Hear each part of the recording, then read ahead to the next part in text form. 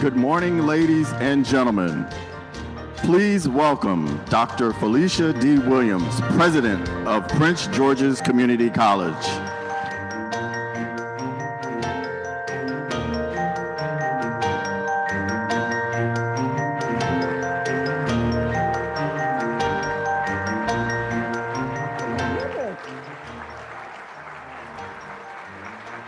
Amazing. Woo.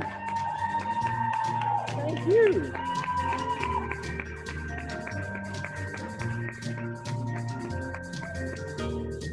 Good morning. Good morning. You all are amazing. That is the best reception I have had ever. Thank you so much. And welcome to the 2023 academic year. Isn't this amazing? It's amazing that we find ourselves at this particular stage based upon what we have been through. Just have to pause and take that in for a moment, right? In the words of Arizona poet laureate Alberto Rios, you are not 15 or 12 or 17. You are 100 wild centuries and 15, bringing with you in every breath and in every step, everyone who has come before you. All the yous that you have been, the mothers of your mother and the fathers of your father. If someone in your family tree was trouble, 100 were not. The bad do not win, not finally, no matter how loud they are. We simply would not be here if that were so. You are made fundamentally from the good. With this knowledge, you never march alone. You are the breaking news of the century. You are the good who has come forward through it all, even if so many days feel otherwise. But think, when you as a child learned to speak, it's not just you didn't know words. It's that from the centuries, you knew so many, and it's hard to choose the words that will be your own. From these centuries, we human beings bring with us the simple solutions and songs, the river bridges, and star charts and song harmonies, all in service to a simple idea that we can make a house called tomorrow. What we bring finally into the new day, every day, is ourselves. And that's all we need. To start, that's everything we require to keep going. Look back only for as long as you must. Then go forward into the history you will make. Be good, then better. Write books, cure diseases, make us proud, make yourself proud. And those who came before you, when you hear the thunder, hear it as their applause. Thank you.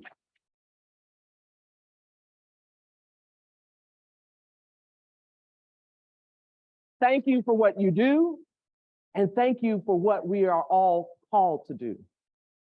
1958.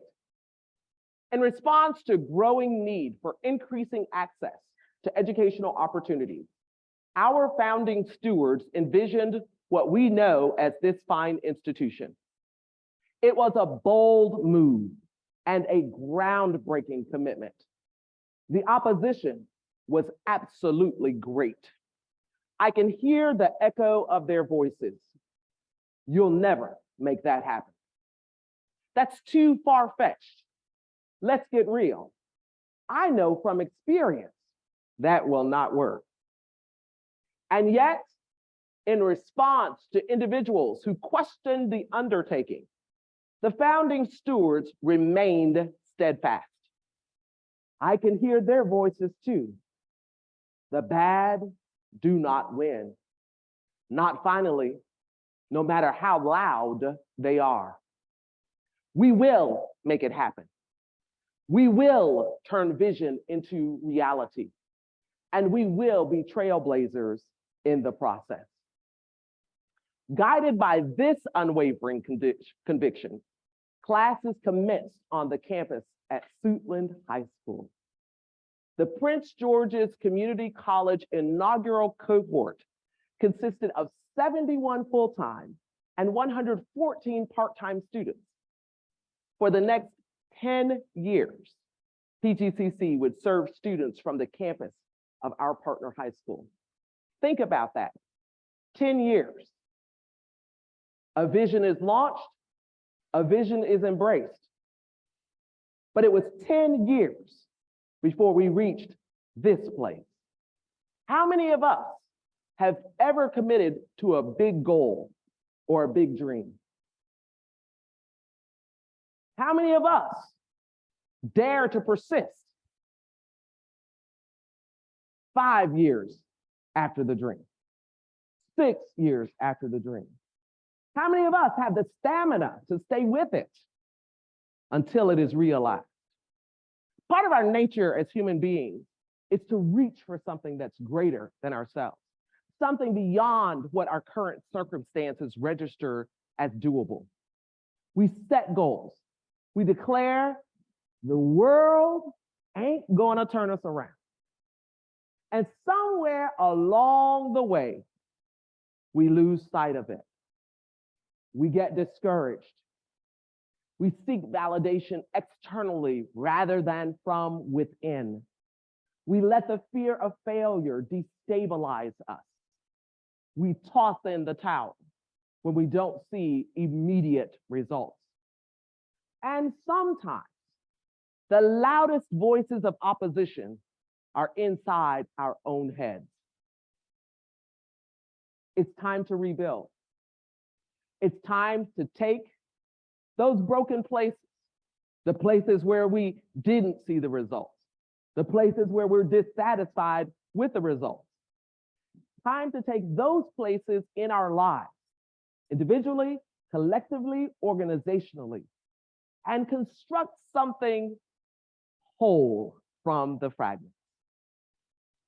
It's time to brush the dust off of our ambitions and respond to what we know is our calling and our mission.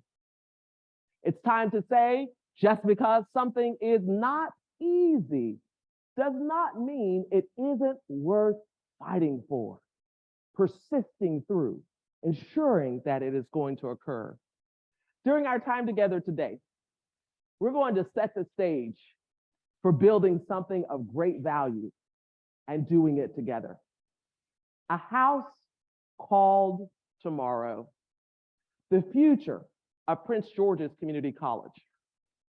Going to take us through a pre-construction stage, a construction stage, and a post-construction phase. I hope I got that right. But in the meantime, I still brought my hard hat because if all else fails, you've got a great prop that's here. And every good teacher knows with the object lesson, at least you'll say that hard hat meant something in her speech when it's all said and done. Don Pruitt here today. Are you in the audience? Did I get that right? Close enough? For those of you all that don't know, Don serves as the college's project manager and architect here. So often when we lay people think of construction, we think of laying a foundation as the initial step. But hold up, there's an entire pre-construction phase I've learned that we have to complete before we can even begin to prepare a physical site. We have to decide what we're building before we build it, right? This includes acquiring a plot of land, identifying a project scope and a timeline, creating a blueprint, and so much more.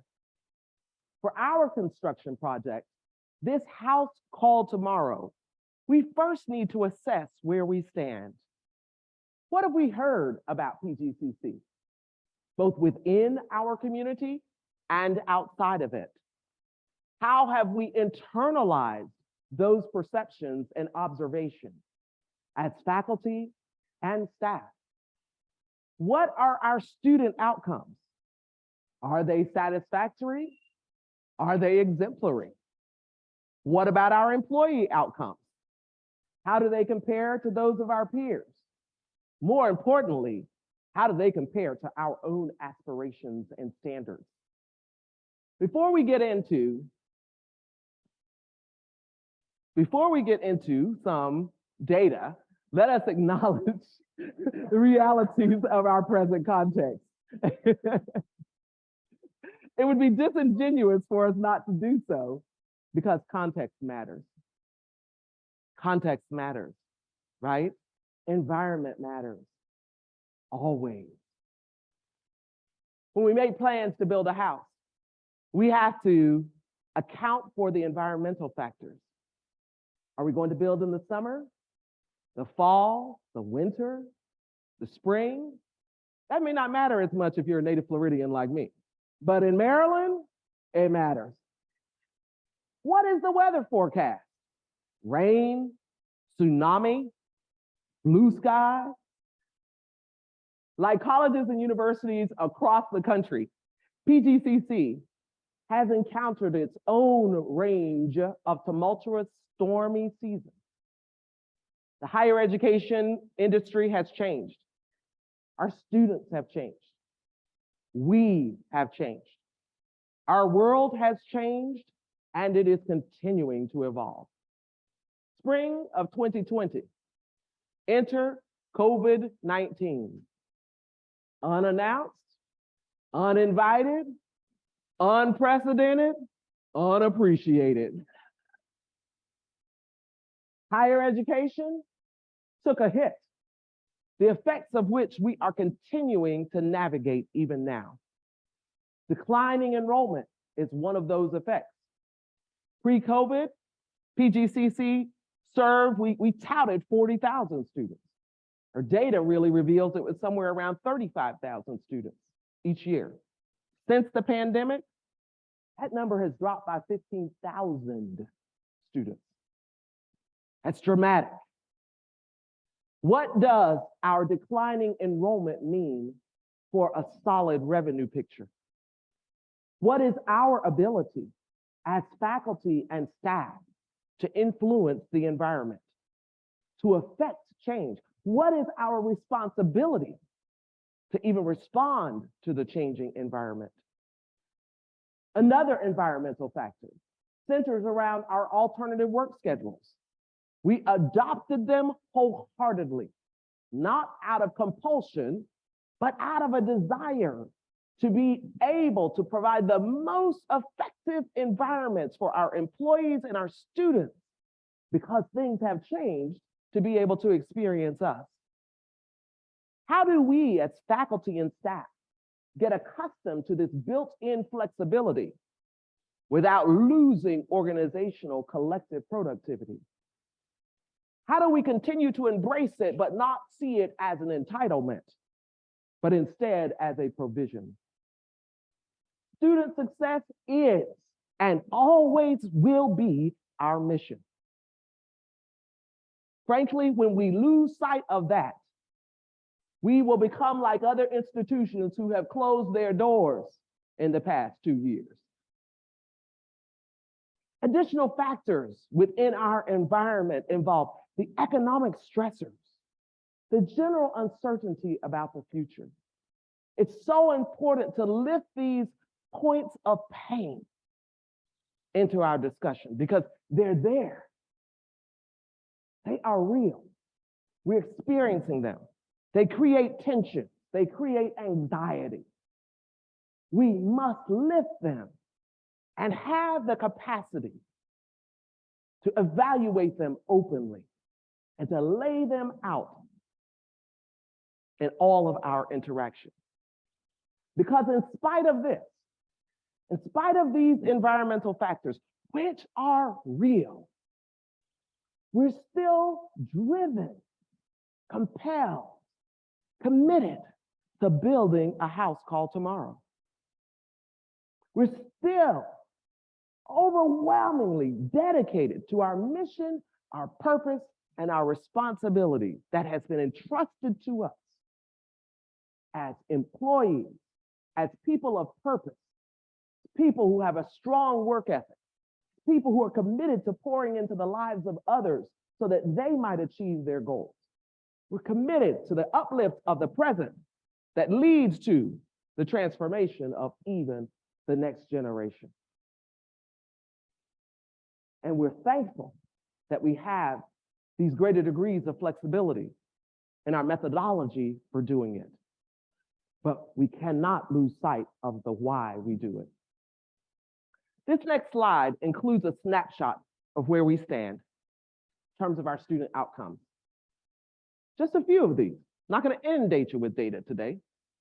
We have a 57% retention rate overall for first-time and transfer students. When we break down the retention data, we glean additional insights.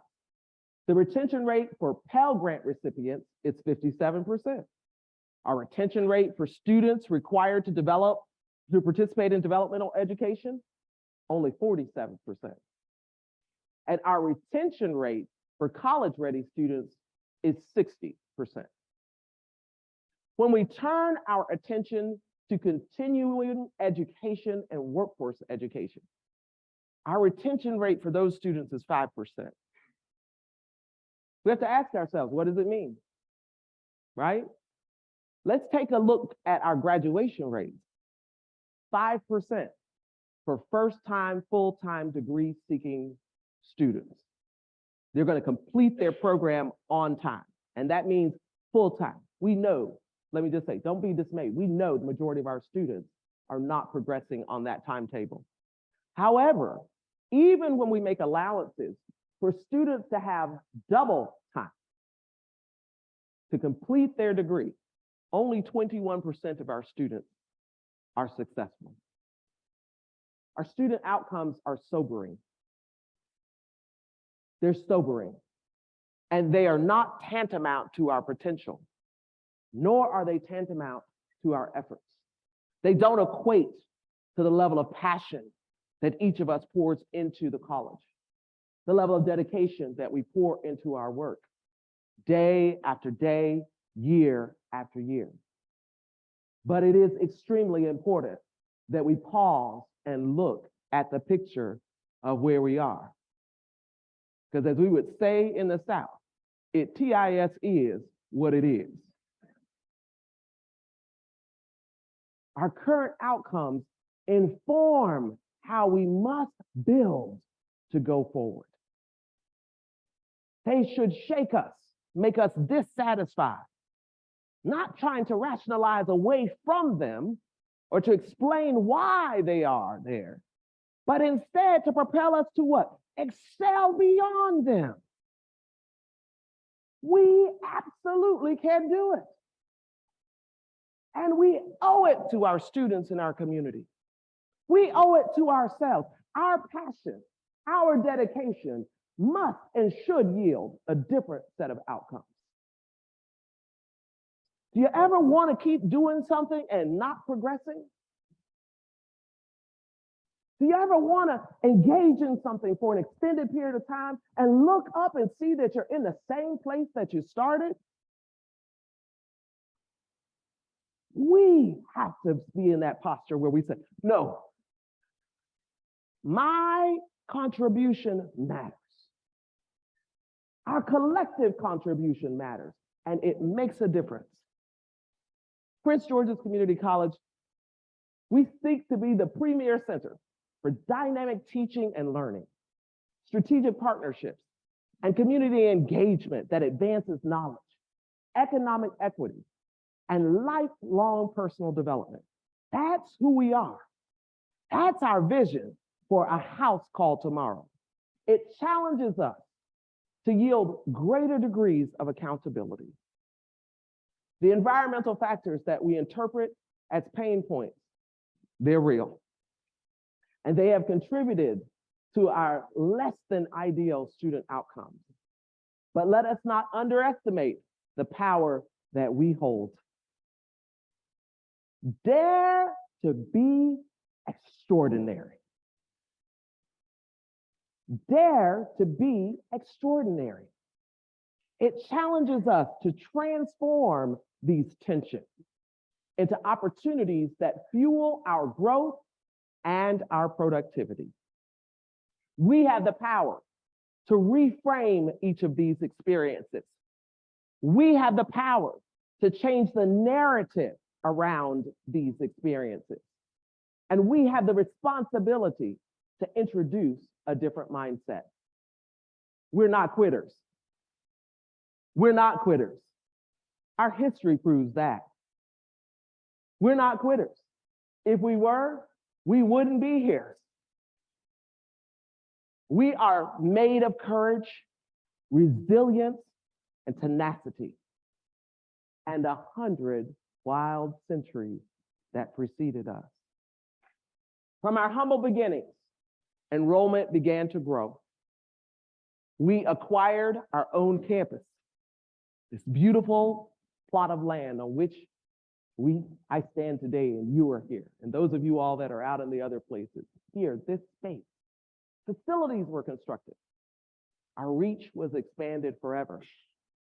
The most important takeaway is that the full effect of progress manifests after, not before, and not during. It manifests after you have put in the effort, after you have believed in the vision, after you have persisted when you can't see anything happening.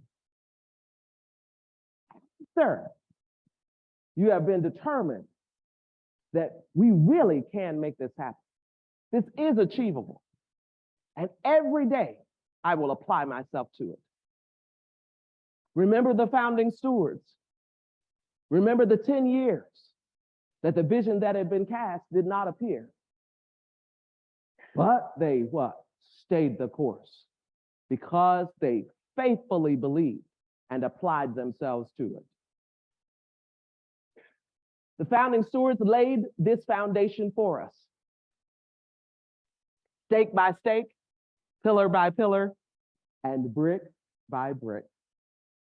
They realized without a solid foundation and a strong understanding of our why, the structure would eventually collapse. Each tangible construct marked progress. Each tangible construct marked progress because they had confidence in the vision. They had faith to believe that their tireless work in support of a collective goal would yield results, not necessarily immediately, but incrementally. The college's new strategic plan, Dare to be Extraordinary, is a key component of our own construction phase. It represents our vision for Prince George's Community College in 2022 and beyond. And it outlines the path to get there. A place where high quality, transformative learning experiences enrich lives and empower students. A community that furthers personal development, professional advancement, and economic prosperity for individuals from all backgrounds. We too possess a confidence and a hope similar to those who came before us. I know it because the strategic plan emanated from you, from your comments, from your feedback, from your commitments, and we see it reflected in the plan. Our insights, our visioning, our covenant, it's us. And that is phenomenal. The college's firm foundation is our grounding. And from that base, we are building a new organization from the inside out and from the ground up.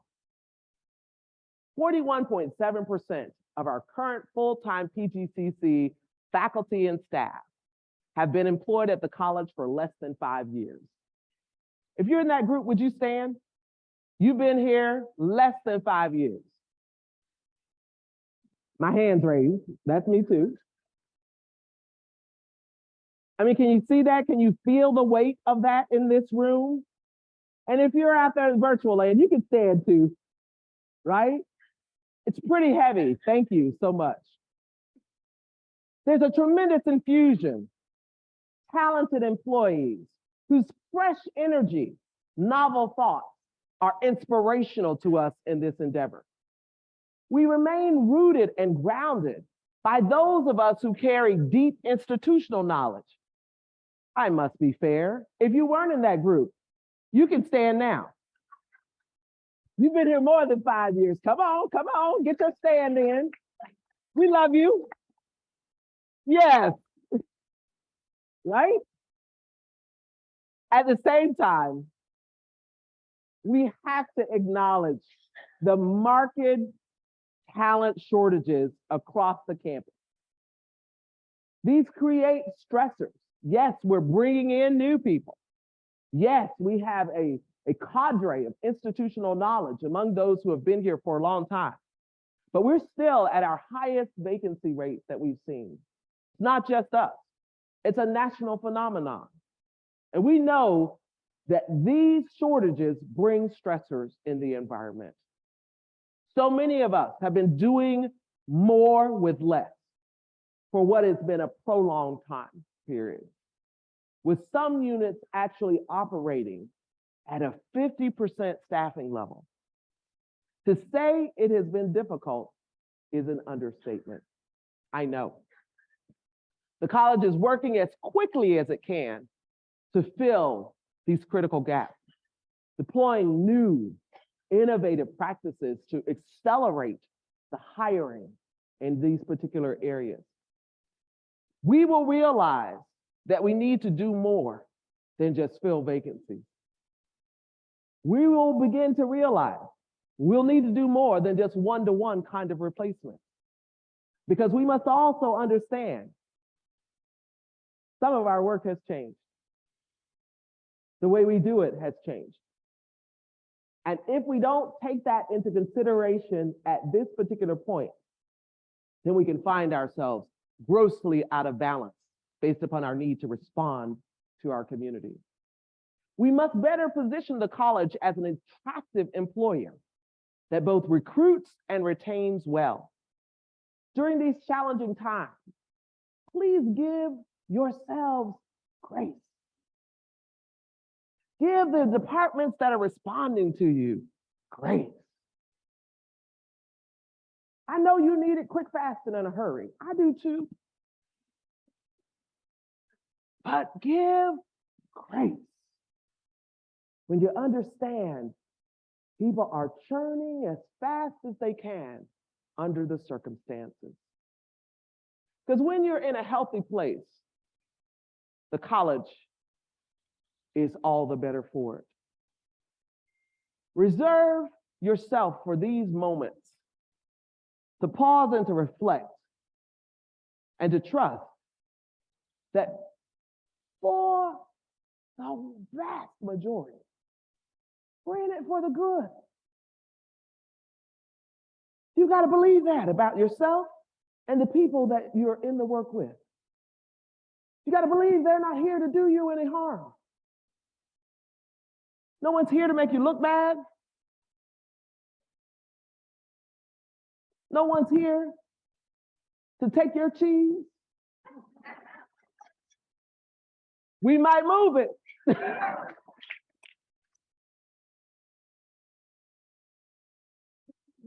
But we still want you to be well fed. We just want you to go to a different place and get it. But we're here for the good. We're here for the good. Believe that. Believe that. The prescribed animus that's supposed to exist between this silo, that group of people, and another group of people When we talk about changing mindsets, let's start there. It does not exist. It is a created phenomenon. It's created by what? The people, by us. It exists because we choose to prolong it. It exists because we posture ourselves in these ways. We can also reposture ourselves. We can change our narrative. We can change our approaches. We can be what? Trailblazers. No matter how prominent those kinds of thinking might be across higher education, it does not mean we have to be adopters. Don't adopt everything, folks. We don't have to. We know what you're up against. We understand it. Your sacrifice, your dedication to our students, in spite of all of these challenges, in spite of all these tensions, I want you to know it's not unnoticed. Deeply, deeply grateful. In spite of our current circumstances, we remain driven by a greater vision. Something that is what? Bigger than ourselves. Which means we dare to be extraordinary. Come what may, we recommit to the things that matter most, putting our students first.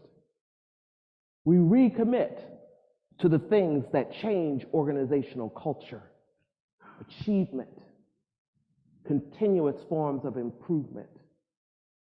We recommit to treating each other with empathy. As employees, we recommit to engaging our students with empathy. We recommit to upholding equity and acting with integrity. And most of all, we recommit to action. To action.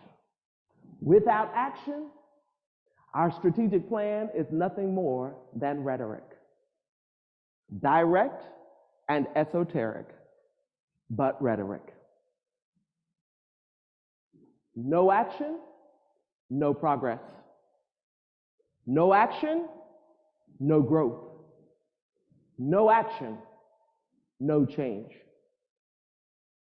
Let's briefly refresh our memory of the strategic plan goals. While we do, I want you to make a mental note of where you are positioned to contribute to the plan. Where your unit may play a substantive role in seeing these goals come to fruition. Active listening is what I'm asking you to do. Goal 1, enhance equitable access and value for enrolling at PGCC. Through this goal, we're committed to maximizing countywide access for all residents to the college's credentials, certificates, and degrees. We will do this in a manner that increases the likelihood of completion and post-completion success. Action required. Goal 2, optimize pathways for progression to graduation, transfer, and work or career. Through Goal 2, we seek to enable students to define, plan, and achieve their academic and career goals in a timely manner.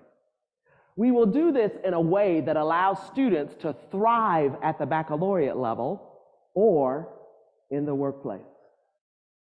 Action required. Goal 3, ensure learning and achievement through high-impact educational practices. In Goal 3, we will continuously design, implement, and scale optimal conditions for improving student success across all modalities. Action and stamina required. Finally, Goal 4, reimagine workforce innovations and partnerships. Through this goal, we will position the college to be recognized as a dynamic, collaborative partner for advancing economic mobility for all students. You know where I'm going. You can help me finish the phrase. Action. You got it. This is not a passive endeavor. Action. Action. Adoption, embracing, it is what? Required. Our new strategic plan presses us beyond a particular action in and of itself. The greater challenge is to determine whether our individual actions align with the future that we envision for PGCC. This work requires refining. This work requires questioning the status quo. This work requires seeking out new ways of thinking and doing. It requires utilizing momentum from the pandemic to advance change. You remember the season of Never Will I in spring of 2020 that became, oh, thank you very much. I'm glad to do that now. Should also cause us to question how we ourselves are participating as learners. We're an academic institution. We provide academic and career programs. Our business is learning. Isn't that what we are? Marketing to people? Learning, right?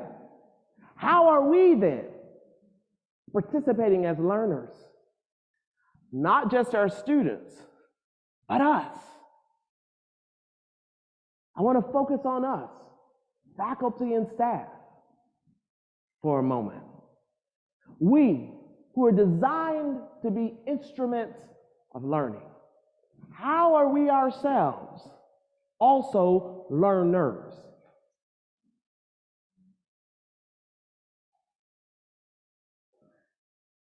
When we understand how we are learners, we are in a better position to help someone else be a learner. When we only understand ourselves as executors of a particular process, that can be done fairly rote after a while. We must be active learners. And it will help us to understand how to construct our work in a way such that it impacts those that we're intended to serve in a manner that facilitates their learning. How do we stay agile and malleable? How do we internalize the strategic plan and model it every day in our own work? By looking at how far we've come and realizing we got a long way to go. But that's not a negative realization. Too often, when we are far from our destination, it causes discouragement. But instead, it should create a sense of aspiration, pursuit, the chase. Contribute to the build, stake by stake, pillar by pillar, brick by brick. Every day that you come, you ought to have a stake or a pillar, a brick, some mortar. That's what we do. The house called tomorrow, this lifelong construction project at PGCC. Each generation writing a chapter within the history of this great institution. This is our chapter. This is our chapter. And we have the freedom to build upon the legacy of this great institution. I encourage you, look back only for as long as you must. Then go forward into the history that you will make. Look back only for as long as you must. But it's really time to what? Go forward into the history that we will make. Firm foundation does not equate to rigidity. It involves remaining open to change while holding fast to the hallmarks established by our predecessors. Thousands of students experience the life-changing power of a PGCC education each year. And by living out our new strategic plan, we will strengthen our ability to deliver on our value propositions as well as the promise of student success. Are we ready for post-construction? Here it is. Now is the time for us to do a walkthrough. The building is up. There are walls, y'all. Roof. Looking good is looking good. Here's our post-construction checklist. Here's how we go back and do our final walkthrough. We look to see what's happening. Walk with me to 2030. Are you there? Now, for all the people who are like, no, because I'm retired, just keep that to yourself. Keep that to yourself. Keep that to yourself. Just hold that in. Hold that in, okay? Hold that in. 2030. 2030, are you with me? Are you with me? All right. 2030. When we look at this, PGCC will exceed a 50% post-secondary participation rate for each high school within our district. If we're going to get these equitably distributed outcomes, we want every high school to prosper. We want to see those rates for regardless of where our students begin in this county. We want to know that they are transitioning into post-secondary education at fairly standard rates.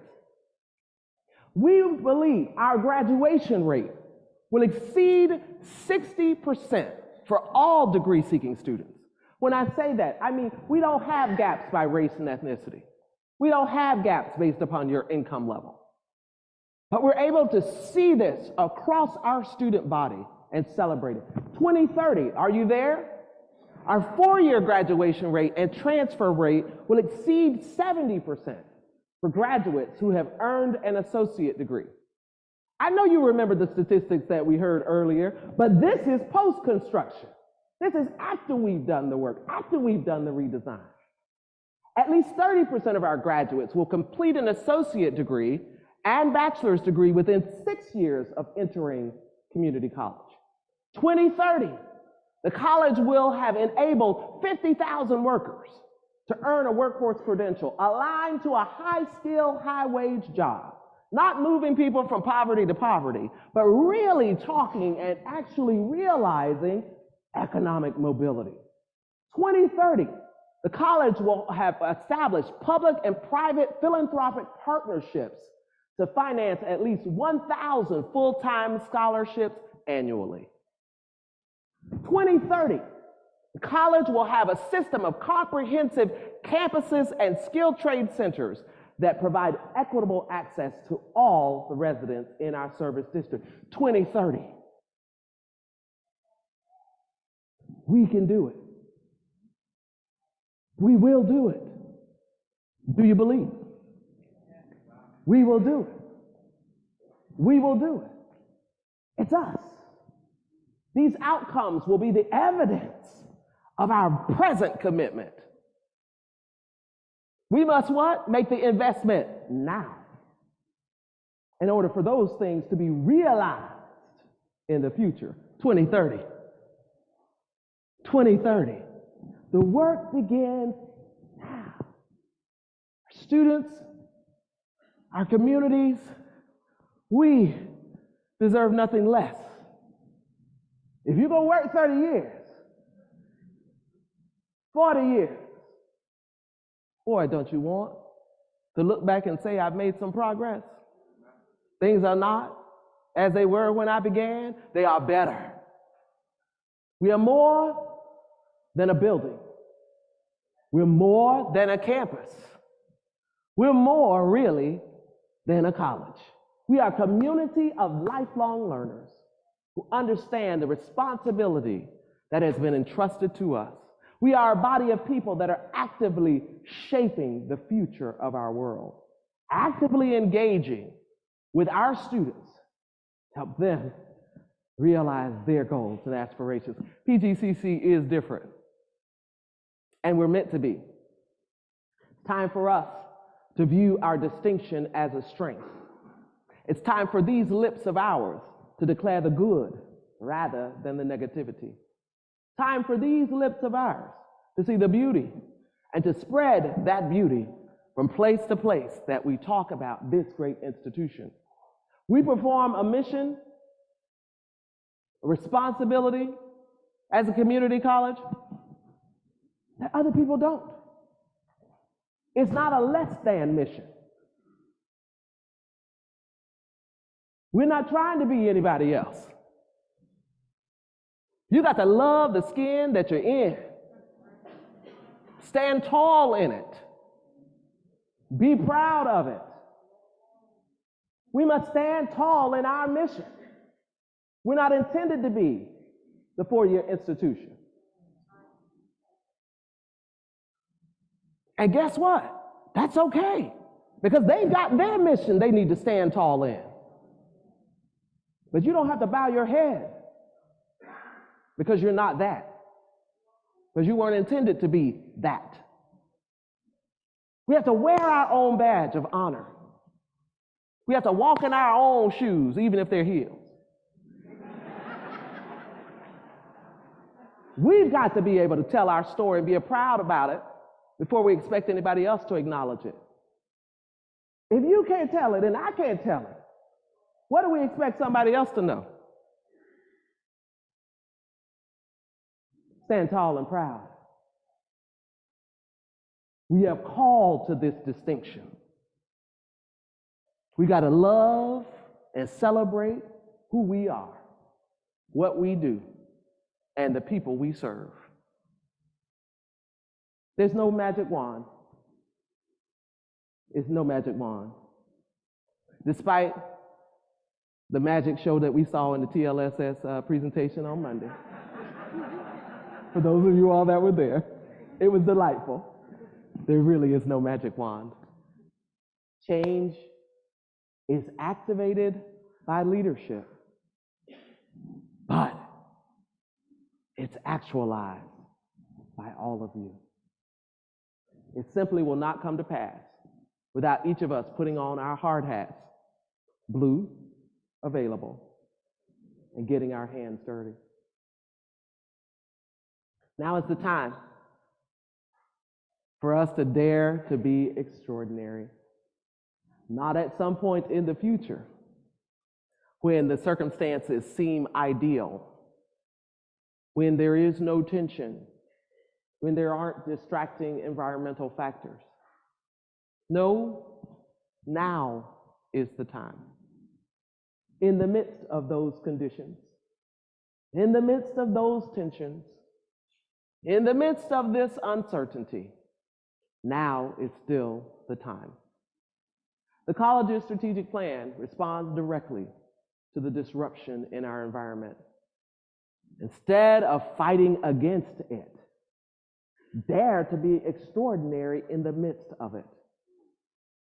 It calls us to use again the energy of disruption to actualize change.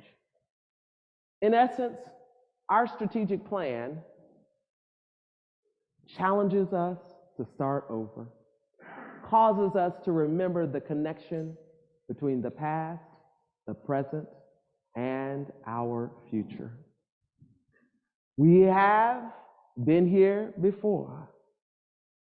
We are not 15 or 12 or 17. We are 100 wild centuries and 15.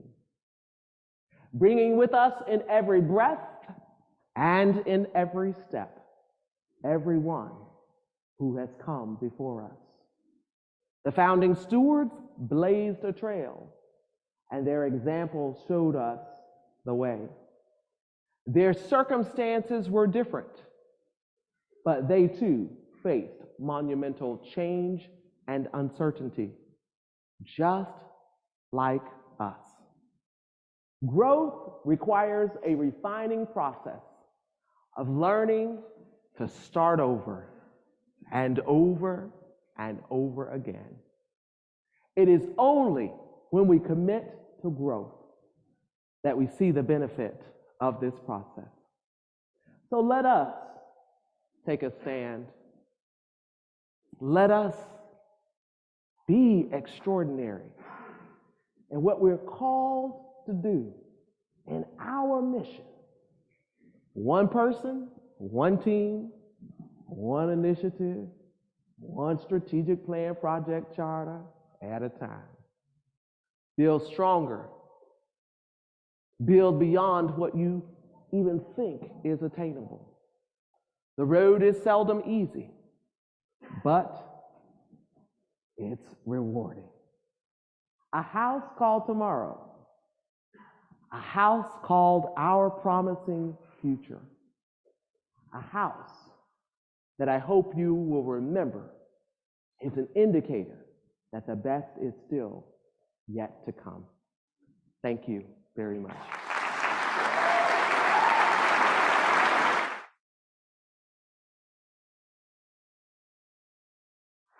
All right. Thank you. Thank you all. You all are amazing.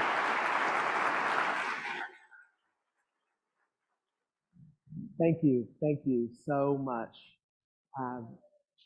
Again, it's our work, and I am so just grateful to be able to serve.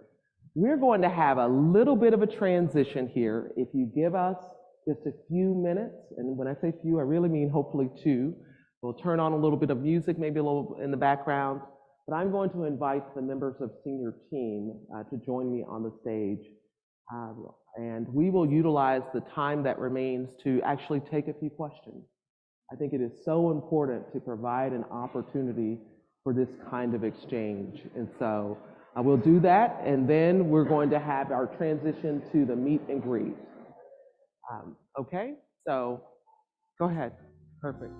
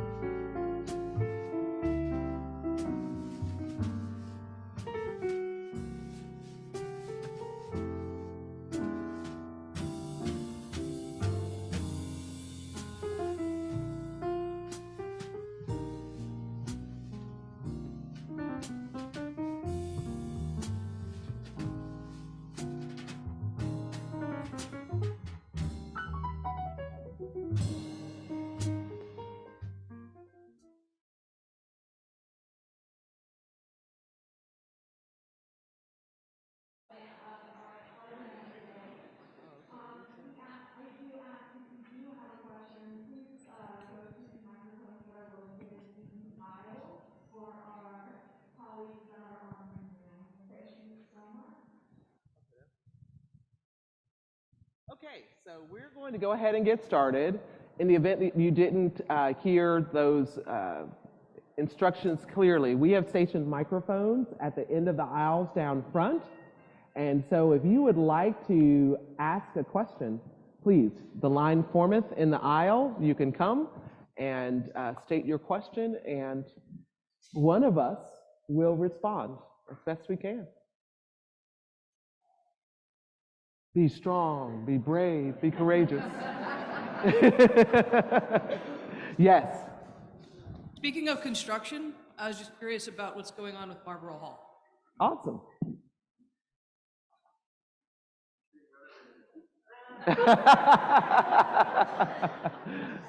Thank you.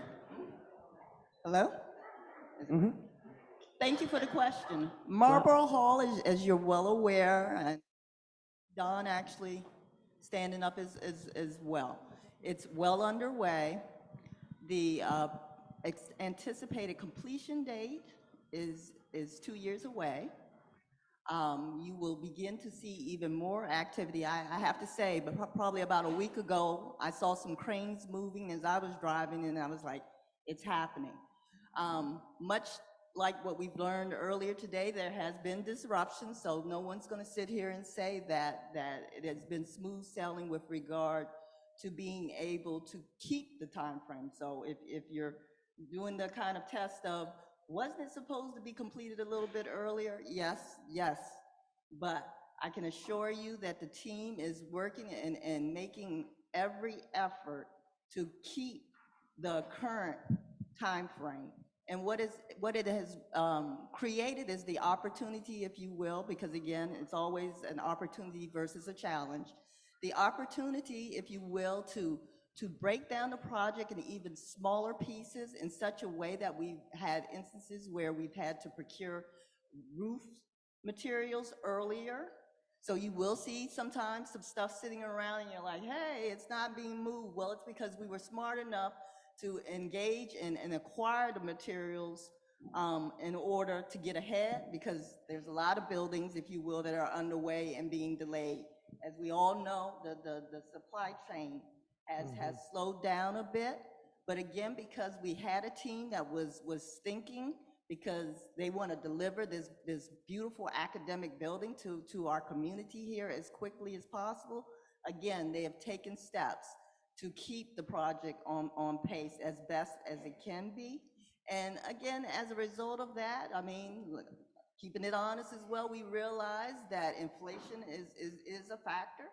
So the total project cost is increasing because again, you know, there's no magic wand, but we're taking every effort and opportunity as well that as adjustments are needed and required, that we maintain the functionality and the high quality of the products that are going to be in the building. So again, to protect the student experience and our experience in bringing this beautiful new asset on board. So again, Marlborough Hall is well underway.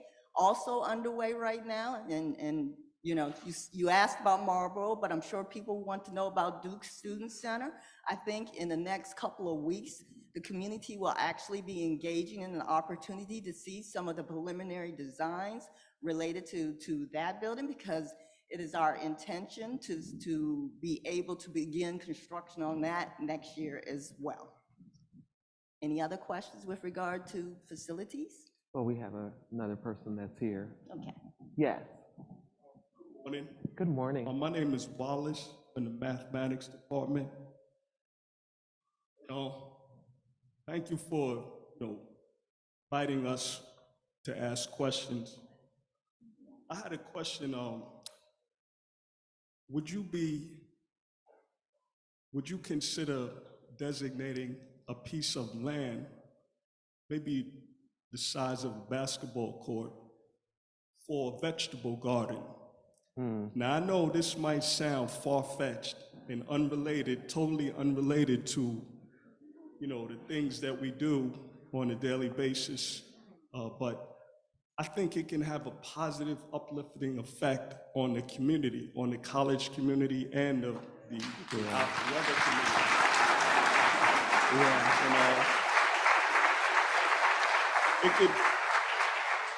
it could promote lifelong learning and active learning. Yeah. And, I think it can also help us reestablish our relationship with nature. Yeah. So thank you. Thank you. Great. So let me just say, I think it's a wonderful idea for us to study and to consider as we think about our engagement with the community. It's really our hope that as we look at our facilities that are really community facing, in other words, they're not tied to the types of classes and courses that are embedded within our degrees and our other programs, to assess what the community needs are and how we can really connect at a level that involves them in a very beneficial way. Let me also say that, part of the theme that we have with our culinary program is this health and wellness. And so we also have the opportunity to think about that connection. Now, they're working already with some farms, to be able to procure food and to bring in fresh food and fruits and vegetables and to make sure that there are those healthy preparations.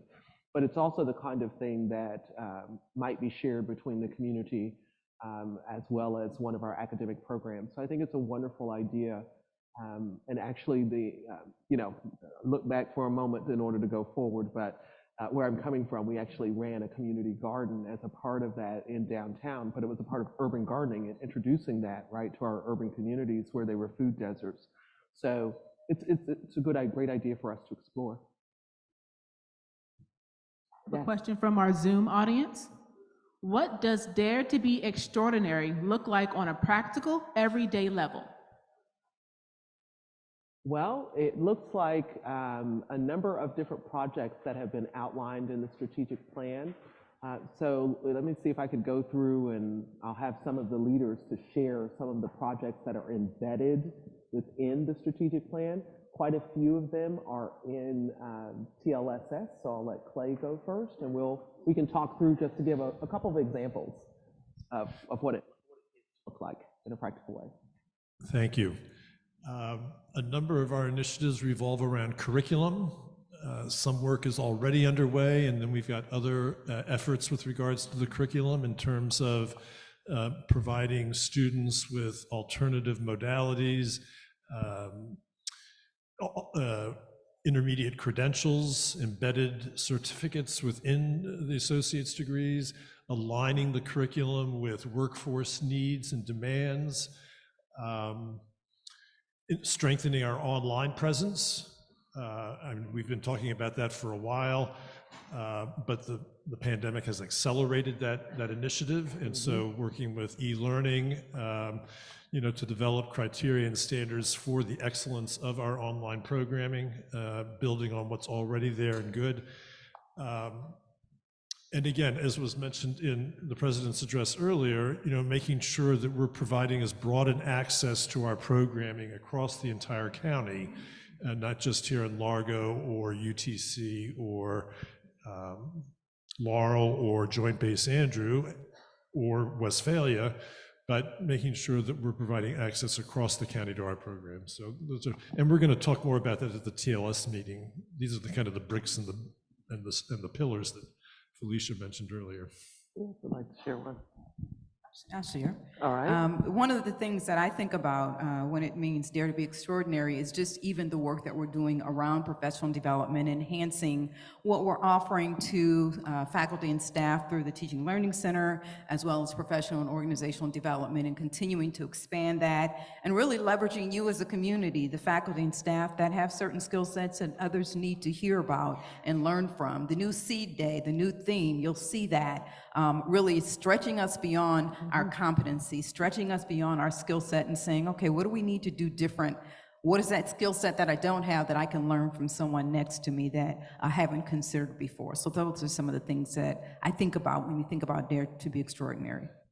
I'd like to chime in as well. So I'm really excited to announce an integrative services model concept in the Hub of Student Affairs. And so what we're looking at is to really collaborate systemically and partner with you all. I don't know if any of you are aware of the OWL Market that is set to open on Monday. Anyone aware of that? And so in Bladen, thank you, in Bladen room 133, we have partnered with the Capital Area Food Bank, and we are receiving an allotment of $9,000 per month. And so we are addressing food insecurity. We are also delivering food. That's a hand clap right there.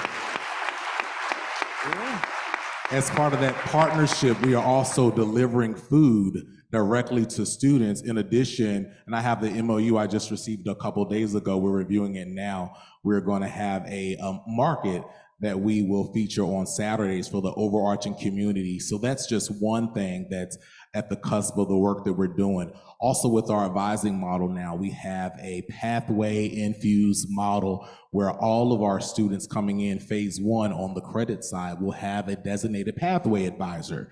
So when a student comes to campus, a student, if they don't know their advisor, should be able to go in the system and ascertain who their advisor is from an appreciative perspective. So we're on the sideline really as a coach, wanting to listen, learn, and hear from our students and encourage them on their pathway, whatever that might mean for them.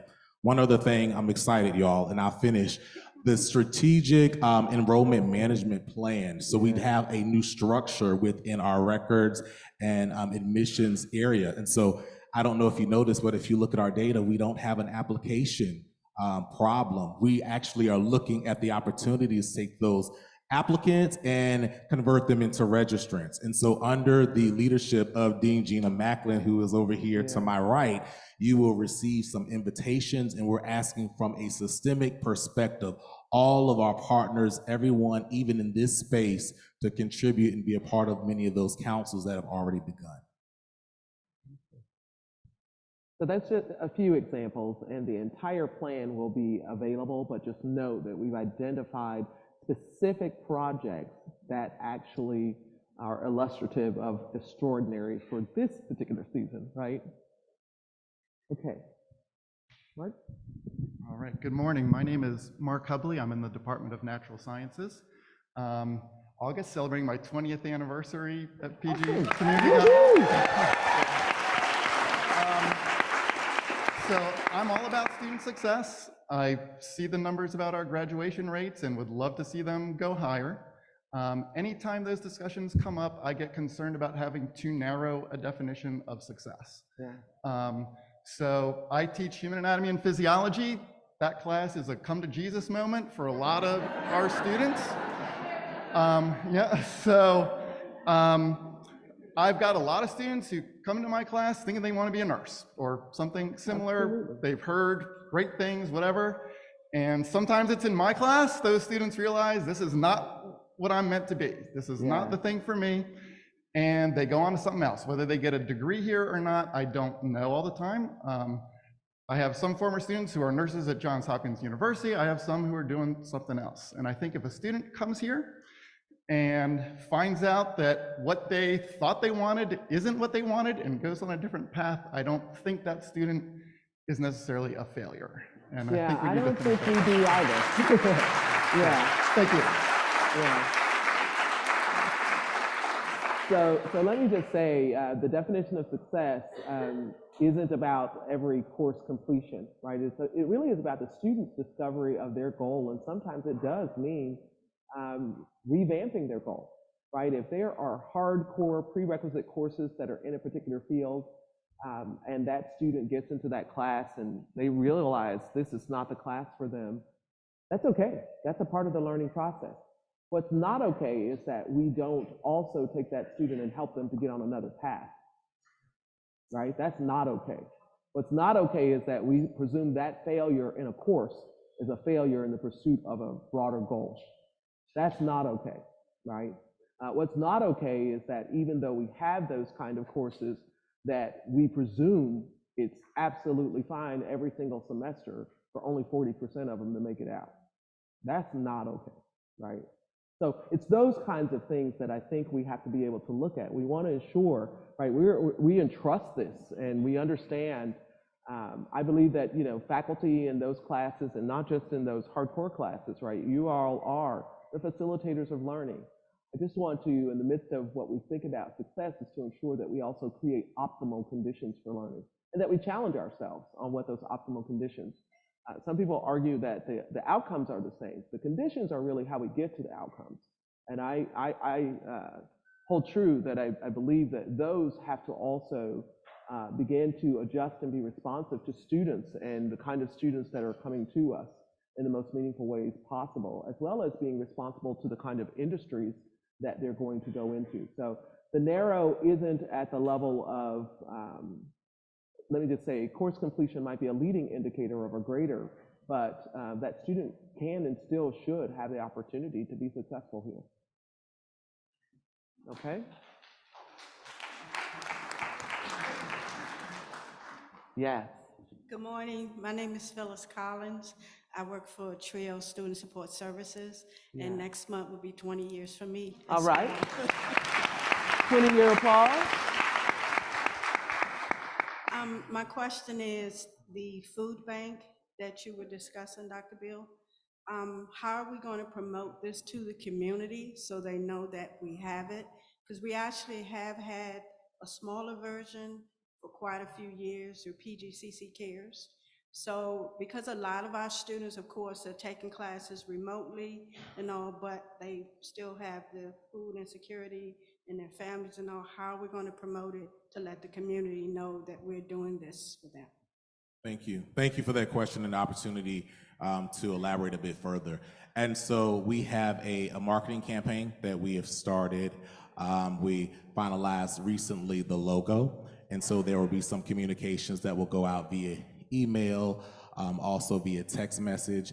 I also will be sending out to the student body a message illustrating the offerings for this particular service. And so we have a marketing campaign, and so you should be able to see that, I would say, in the next week or so, week to 10 days. Also, there was an email sent out, I want to say it was yesterday or the day prior, seeking volunteers. And so everyone that's a part of our community and a part of our faculty and staff are encouraged to participate, give us your time, be in the space. We definitely want to see our students as a collective, so we're asking for volunteers to be a part of those endeavors as well. Okay. We have a question from our Zoom audience. In general, and given the talent shortage, how will PGCC smoothly and efficiently process the hiring of new staff?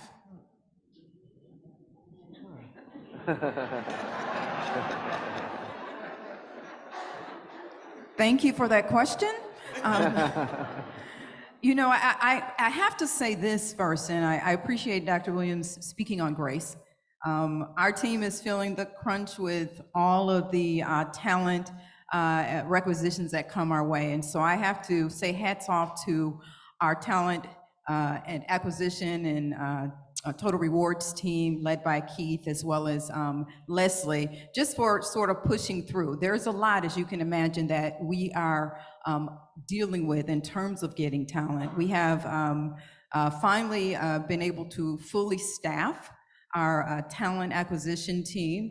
So we are in the process of, you know, continuing to buff and shine our processes to ensure that we're doing that. And we're staying, one of the things that I say to people all the time is, if you'll remember, it does start with a system. So there's people admin, but then also in between there's some approvals and steps that need to occur that, if it isn't done with the hiring manager or the people that are actually beginning that requisition, it can slow down the process. So part of what I ask you to do is the grace part, is be patient. If there's a reason you say it's in there and it doesn't look like it moved, reach out to your recruitment person and say, hey, I'm wondering where we are, and they will better be able to inform.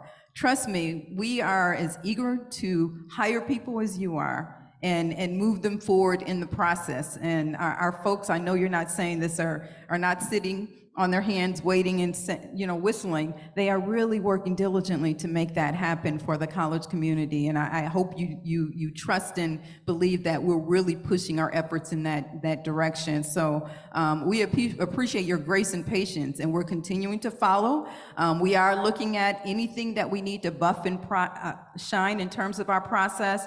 Do we need this approval? Maybe, maybe not. So they're constantly looking at how do we improve our process and what are those things that maybe we don't necessarily need to do in terms of that. And in some cases, we're testing a bit. Okay, maybe we can pull back on this. You know, we're not compromising what the law says, let me say that, but we are sometimes testing and saying, okay, maybe we can sort of shift this along and move this differently. And I will say, when it gets to the approvers, it's happening very efficiently. But if you imagine you're one talent that you're trying to get, there are about 40, 50 others that they're working on as well. So I just, you know, again, ask you to kind of keep that in mind.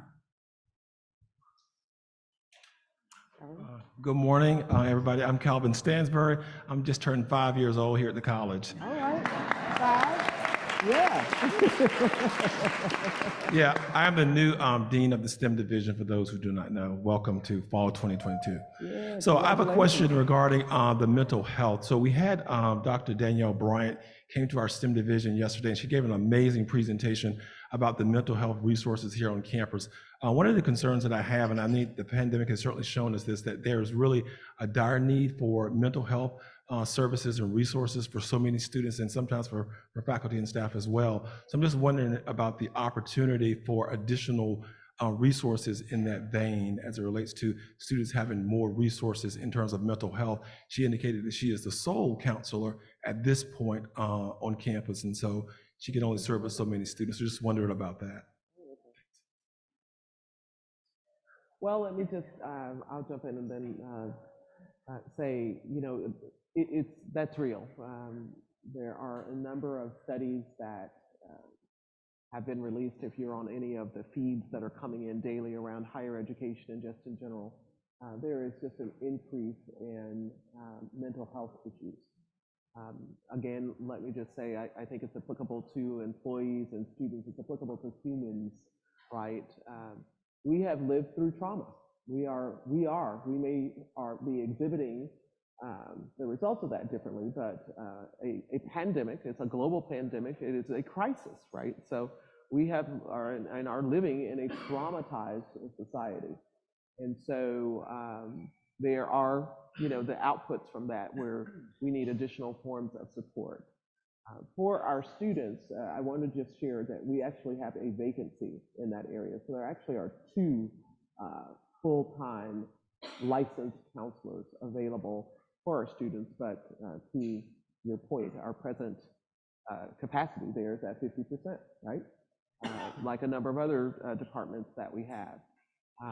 So we have the opportunity to provide both in-house services as well as to partner with external providers, which is what we are looking at. It is unlikely that we could ever run a full-fledged counseling center within our mission, but it is much more likely that we can build partnerships directly with providers to be able to get to that assistance. We also know that statistically we saw an increase in engagement simply by delivering the services virtually, right? In some cases, these were existing conditions that people have that have been exacerbated because of the trauma that we're living through.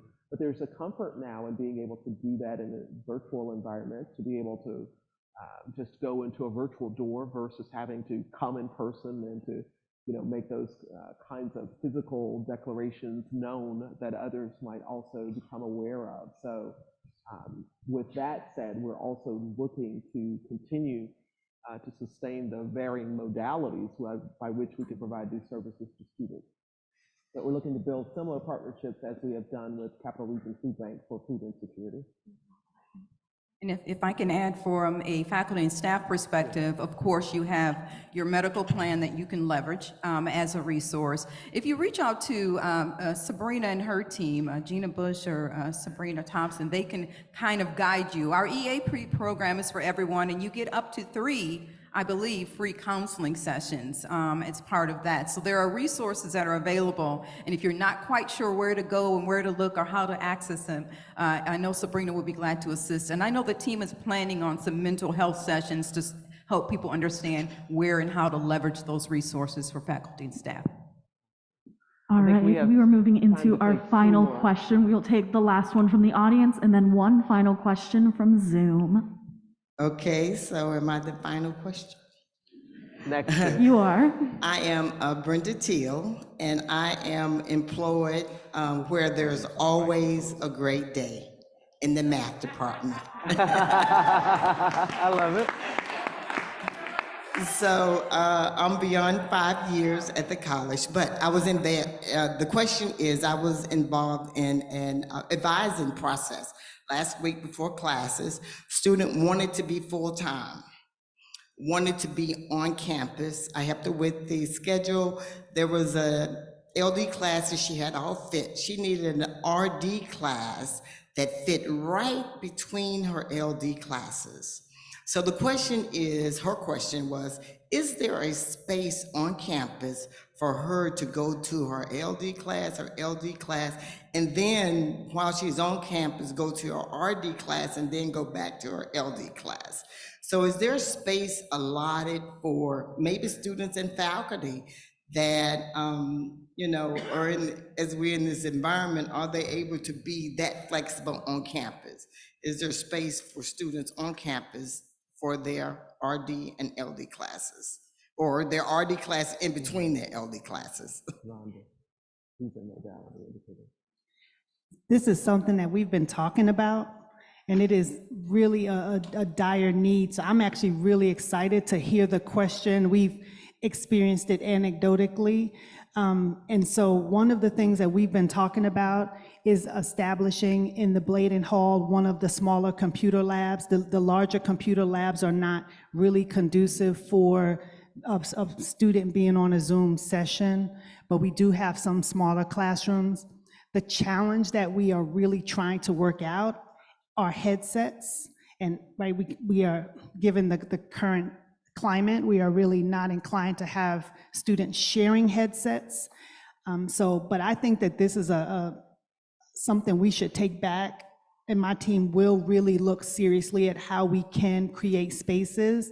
Lynn Adams and I have just had this same conversation about staff in their offices in a cubicle and participating in virtual meetings, and that, so responding to that is going to be a part of a meetings standard, and we're going to be working on in the coming weeks. But I think for the students, we really are going to need to solve that soon, because with the various modalities that we did not have in the past and more on-campus classes, it is becoming more and more important for us to be able to not only support a student who is at home, but to also support students who are in this environment on campus and need to participate in the various modalities. So I'm gonna say, Clay, we'll partner on, working together to get a solution in place quickly. We have our final Zoom audience question. To help with student success as we transition to Canvas, what is the college doing to ensure students will be able to use Canvas successfully? We want to make sure, did you say to use Canvas? Yes. Okay. Yes, ma'am. All right, thank you. The question is, what is the college doing to ensure that students are able to utilize Canvas successfully? So I will say that the e-learning team and the whole DSIE team, we really are taking a posture of really supporting students, and we have various initiatives. I will say that the e-learning team has a variety of things in place. We have partnered with the SGA, and we have done overview sessions for students to become familiar with Zoom. We have, for the first time, 24/7 support for Canvas, where a student can gain support in their Canvas courses 24 hours a day, 7 days a week, which was something we've been needing for quite a long time, and we're able to now deliver that to students. There is online training within Canvas for students. I'm looking over at Nadine Edwards. We do have sessions scheduled for students. There's communication going out to students. Maybe what we can do is share some of the student session availability with faculty. Sometimes what we do is we communicate to the group. So for example, we do student communications only to students. Maybe there is some value in sharing what we're doing for students with faculty so that that information can be shared also with students. But we put a plan in place similar to all of the variety of supports we put in place for faculty. Students have an equally robust program in place. So what we'll do is we'll make sure that we communicate that college-wide so that everyone is aware of what resources are available for students. And let me just say, I know from the student town halls that we have each semester that the training for students began as early as this past spring. So they have had the opportunity to become familiar with Canvas, and certainly we'll need to continue to do that. Okay, well, we have exceeded our allotted time that we had for this particular session, but thank you so much for staying. Thank you for your questions. And let me just say, our auxiliary event management services department and our PGCC TV team and communications and marketing, all of the folks that you see that have pulled this together today, those departments are at that 50% mark. Would you join me in giving them a round of applause for what they've done? Right? Yes, correct. Correct. Yes, yes. So some people taking on some different roles and some different responsibilities, but keeping what? The goal at mind. And so I know we're all committed to doing the same thing and still extending a bit of grace, a bit of grace. Keep the dialogue open. It's a discussion, right? It's a discussion. Keep talking to each other and keep working together. Thank you so much. There are, I think, snacks available outside in the foyer area. And we hope to see you at the barbecue later today.